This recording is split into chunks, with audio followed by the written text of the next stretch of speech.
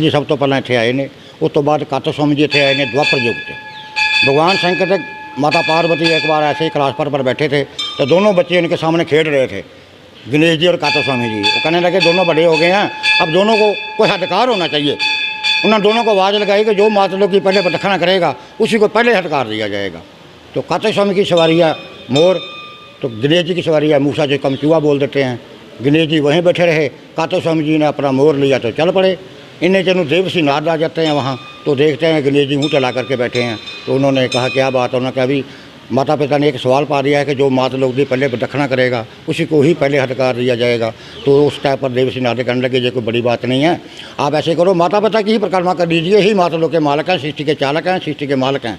आप अपने माता पिता की परिक्रमा कर लीजिए। गणेश जी ने अपने माता पिता की परिक्रमा कर ली। तो भगवान शंकर कहने लगे गणेश को तुम नहीं गए? कहते महाराज मैंने कहाँ जाना है, माता लोग के मालिक तो आप हैं। तो भगवान शंकर जी को मानना पड़ा और गणेश जी को अधिकार हो गया। उस टाइम पर वहाँ देवर्षि नारद थे, उन्होंने सोचा भी अब कातो स्वामी जी को भी देखा जाए। उन्होंने अंतर ध्यान होकर देखा तो कातो स्वामी उनको अचलेश्वर धाम में नजर आए। तो देवर्षि नारद जहाँ आ जाते हैं, जहाँ देखते हैं कि कातो स्वामी जी तो अपने भक्ति में लीन है, अब इनको कैसे बुलाया जाए, उन्होंने जहाँ फिर नारायण नारायण की आवाज़ लगाई। तो कातो स्वामी जी को भी पता चल गया कि तो देवर्षि नारद आए हैं, चलो कैलाश का समाचार पूछ लेते हैं। जब दोनों की आपस में दंडवत प्रणाम हुई तो कातो स्वामी जी ने कहा कि कैलाश का क्या समाचार है। तो देवर्षि नारद कहने लगे गणेश जी को अधिकार हो गया है। कातक स्वामी उस टाइम पर जहाँ रुष्ट हो गए, नाराज हो गए, कहने लगे अब हम अचलेश्वर पर अचल होकर रहेंगे, अब कहीं नहीं जाएंगे। तो जब इतनी बात सुनी देवर्षि नारद ने, वो तुरंत कैलाश पहुँच गया। उन्हें जाकर भगवान शंकर माता पार्वती को बता दिया कि आपका बड़ा लड़का सोमवार अष्टमी है, नौवीं मंगलवार है, 10वीं बुधवार है, बुधवार ये जोत का भोग पेगा।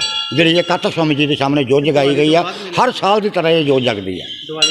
दिवाली तो बाद अष्टमी नौवीं 10वीं का जहाँ मेला होता है। संगत लखा के चलती है, तुम जाइए लखा के सामने संगत आती जाती है। साधु संतां ने जो पूरा सरोवर भरया हो परिक्रमा सारी जी, साधु संत हज़ारों के हिसाब जहाँ बैठे होते आकर।